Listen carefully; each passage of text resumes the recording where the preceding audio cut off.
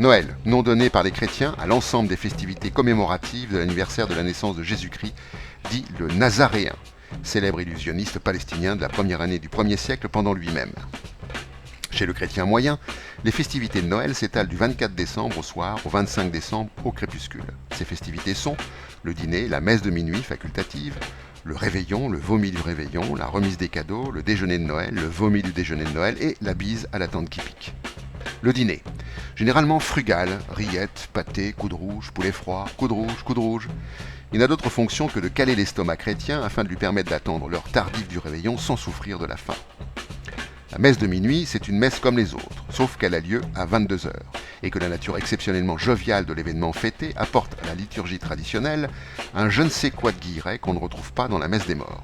Au cours de ces rituels, le prêtre, de son ample voix ponctuée de grands gestes vides de cormoran timide, exalte en deux nuquiens aigus à faire vibrer le temple. La liesse béate et parfumée des bergers crucifix descendus des hauteurs du Golone pour s'éclater le surmoi dans la contemplation agricole d'un improbable teu de paille vagissant dans le foin entre une viande rouge sur pied et un porte-misère borné.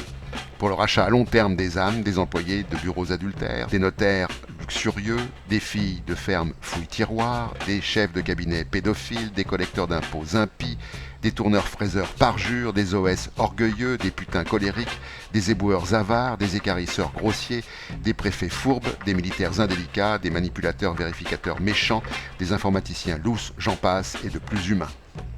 À la fin de l'office, il n'est pas rare que le prêtre larmoie sur la misère du monde, le non-respect des cessez-le-feu et la détresse des enfants affamés, singulièrement intolérable en cette nuit de l'enfant.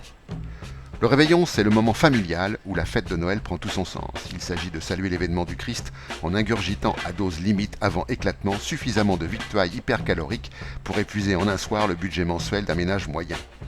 D'après les chiffres de l'UNICEF, l'équivalent en riz complet de l'ensemble foie, gras, pâté, en croûte, bûche, au beurre englouti par chaque chrétien au cours du réveillon permettrait de sauver de la faim pendant un an un enfant du tiers-monde sur le point de crever, le ventre caverneux, le squelette à fleur de peau et le regard innommable de ses yeux brûlants levés vers rien sans que Dieu s'en émeuve, occupé qu'il est à compter les siens éructant dans la graisse de Noël et flatulant dans la soie floue de leurs caleçons communs sans que leur cœur jamais ne s'ouvre que pour roter. La remise des cadeaux. Après avoir vomi son réveillon, le chrétien s'endort, l'âme en paix. Au matin, il mange du bicarbonate de soude des rottes épanouies, tandis que ses enfants gras cueillent sur un sapin mort des tanques et des poupées molles à tête revêche, comme on fait maintenant. Le déjeuner du réveillon.